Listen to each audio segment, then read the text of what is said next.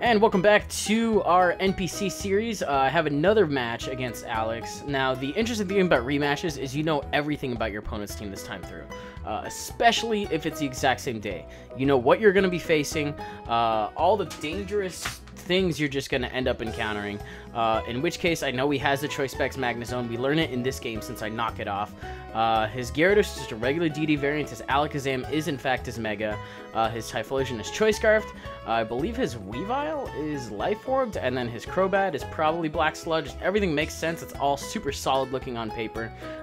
Mine is too, so it's always really refreshing just to see this shit happen. And I play him a lot on my channel, so it's not really too much of a surprise that we just have another good game here. So now he tries something really cheeky here.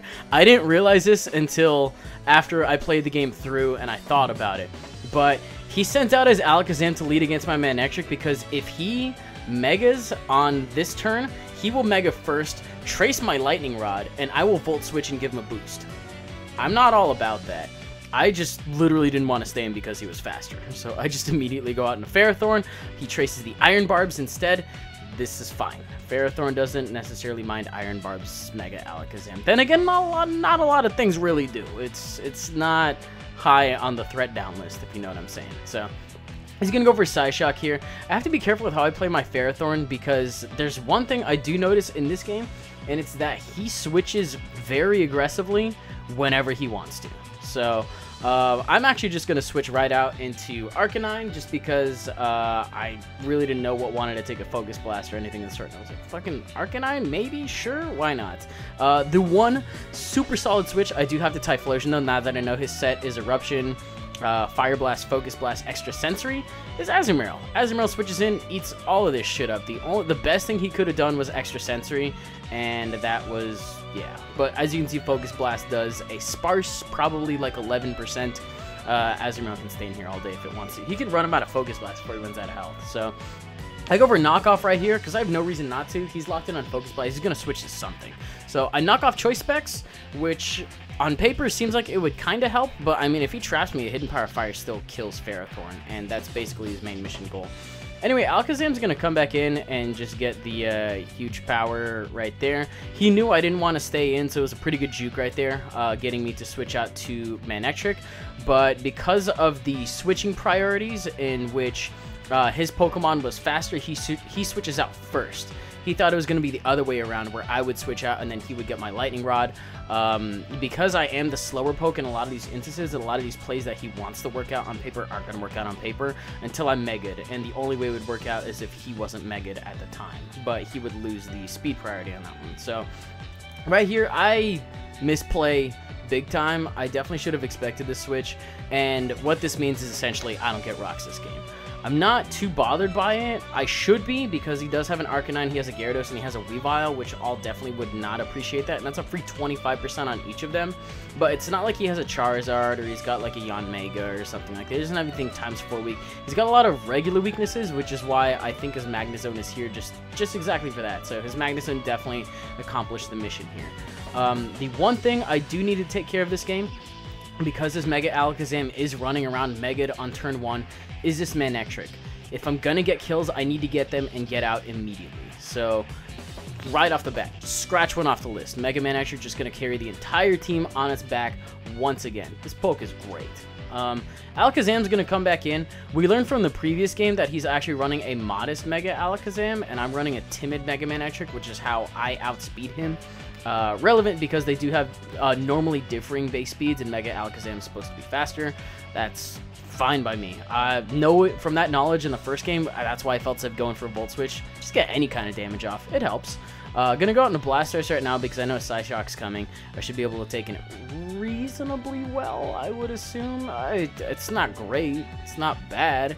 You know what's bad? Taking an Energy Ball, which I definitely didn't suspect that he had. But hey, you know what? Some of these still run it, and I can't do that. I can't do that. I'm not about to be a part of that. So that thing eats it, but I got a safe switch into Azumarill now, who I don't really think he can respond to, because if he tries to Energy Ball, I'll eat that shit up. I don't care. He could have Psyshocked right there, which is something that just occurred to me, but I guess he probably didn't want to take an Aqua Jet, which is also fine too. So I go for a waterfall predicting some kind of switch slash me to be able to take the hit in general because I knew Aqua Jet wasn't going to kill, and I wanted to get a killing hit because Mega Alakazam can be very annoying. Right here he DDs. This was kind of a bold play. I didn't really have a lot of reason to switch out. If anything, I just hit him with a stab play rough because I learned that he is Moxie and not Intimidate, and he still has a little bit of HP left. Even after lefties, I'm pretty sure an Aqua Jet will take him out, which is what I decide to go for, and we just clean up the Gyarados. So, like I said in our first game, he's got a lot of things that... He's got setup sweepers here. He's definitely got some very offensive things. Everything just meshes so well, and it's constantly applying pressure in situations where you don't need it. And all of a sudden, I'm realizing that Arcanine is like my best switch into this thing. I don't want to switch in... I don't want to switch in Manectric to take unnecessary damage. I lost Blastoise early on. Ferrothorn, which would have been a great switch to this thing, I also lost to Magnezone. So Crobat is actually going to be taking the stage here. He gets a crit on the Cross Poison. I actually predicted the switch right here, believe it or not, because he did this, I believe, in the first game where he switches in his Alakazam. He's probably expecting an E-Speed right there just to take extra damage. I say no. I say I'm just going to go for Flare Blitz and take something's life. So the other thing I was realizing is he got that Cross Poison damage through the Intimidate. And yeah, that's relevant because it definitely wouldn't have done that much. So that's the only reason I stayed in to go for that, because the odds of him getting a crit again, not high, but definitely not as low as just getting a normal crit. So I actually got rid of Mega Alakazam, and I'm okay with Arcanine taking that hit, because this is the point in the game where Manectric carries just everything. Anytime Manectric comes in, something gets hit or something dies. So Typhlosion's going to come in. It's got full HP, but you know what? A T-Bolt is actually going to bring it down to, I think, probably around, yeah, it's like 70-ish, 75-ish%. So like Azumarill, though, spoilers, switch into that, eat up anything it wants to do. And you're going to see that these are Blaze Fire Blast happening, and I'm not scared of them. Like, that does 50? So barely more than Focus Blast. But I can definitely take another one. He also could have missed somewhere along the way, but he hits 2. Thankfully, doesn't get the burn. Right there, I did not go for an Aqua Jet because I actually thought he was going to switch. You know, a Choice Scarf Typhlosion is still pretty damn valuable, even if I were to get Rocks Up, and especially because he's in Blaze Rage. At least I'm pretty sure he was. I'd have to look at his HP, but I'm pretty sure he was. So Crobat comes back in. I go for an Aqua Jet just because I want to get damage off. I honestly just want a safe switch into Manectric, because Manectric from here just wins me. Manectric with one other pivot poke is going to win me the game, and I figured Azumarill right there was a good opportunity to do that. Honestly, bringing in Gengar wouldn't have been too bad, but I think it would have died to a Brave Bird afterwards, although I would have quad resisted the Cross Poison, so whatever. Manectric, spoiler, is going to come in again, go for another T-Bolt, and then something just dies outright. In this case, it's finally this Crobat. And then I think what we have left is...